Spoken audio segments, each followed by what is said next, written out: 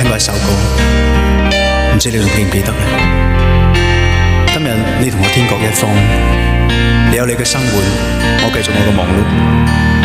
但係假如有一日，我哋真係喺路上高偶然咁撞到嘅話，我哋會點下頭問候一下，然後已經唔知講咩好啦。因為你會發現我已經改變咗，正如我可能唔再認識你，但係咁其實有咩關係？我只係知道喺呢一剎那，我係幾咁想念你。